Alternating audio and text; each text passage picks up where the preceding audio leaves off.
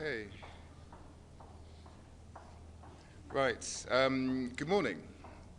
I'm delivering this statement on behalf of Denmark, France, Greece, Slovenia, and the United Kingdom. We welcome the important progress that's been made in recent months to end the bloodshed in Gaza, secure the release of the hostages, and turn the page on 2 tragic years of conflict.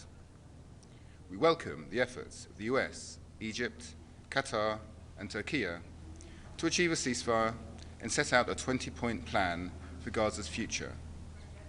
We call on all parties to fully implement Security Council Resolution 2803 in a manner consistent with international law, including international humanitarian law.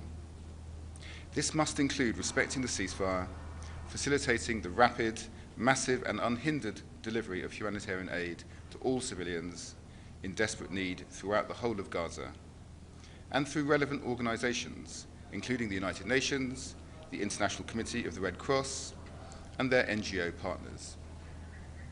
As well as ensuring the remains of the final deceased hostage, Ran Gavili, are located and handed over swiftly. We also call upon Hamas to disarm and renounce violence in line with the 20-point plan. We reiterate our unwavering commitment to the 2-state solution and stress the importance of unifying the Gaza Strip with the West Bank, including East Jerusalem, under the Palestinian Authority.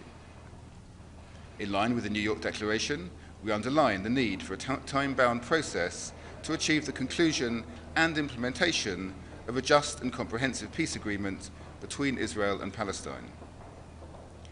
While the international community is focused on building a peaceful and prosperous future for Gaza, we must not forget what is happening in the West Bank, including East Jerusalem.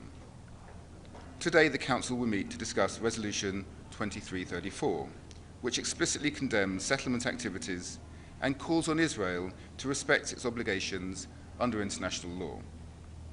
Yet the government of Israel continues to implement policies which contravene this resolution and contribute to rising instability in the West Bank. This risks undermining the implementation of the 20-point plan for Gaza and the prospects for a 2-state solution, as well as long-term peace and security across the region.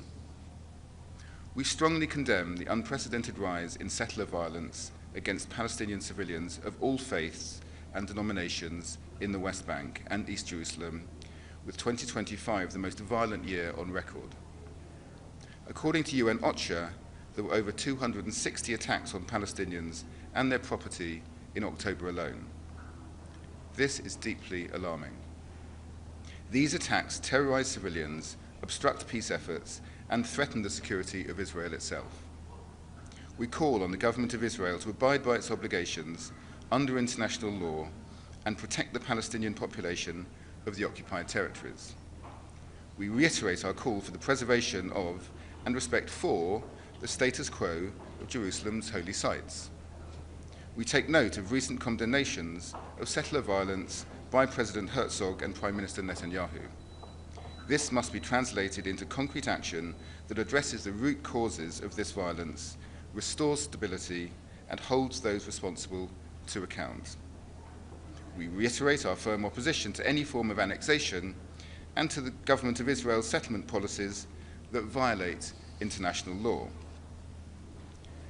The allocation of 2.7 billion shekels of funding for settlements, evictions of Palestinian families from Silwan in East Jerusalem, plans to initiate land registration in the Area C of the West Bank, approval of the E1 settlement, and thousands of new housing units all risk destabilization and undermine the viability of a 2-state solution. UNRWA must also be able to continue its vital work, and we welcome the renewal of its mandate and UNRWA's commitment and ongoing efforts to implement the recommendations of the Colonna report. We are shocked by Israeli authorities entering UNRWA's compound in East Jerusalem on 8 December without prior authorization. UN premises are inviolable under international law. Such actions undermine respect for international norms and the ability of UN agencies to deliver essential services to Palestinians. We welcome the ICG advisory opinion of October 2025 and call on Israel to act fully in line with its obligations under international law.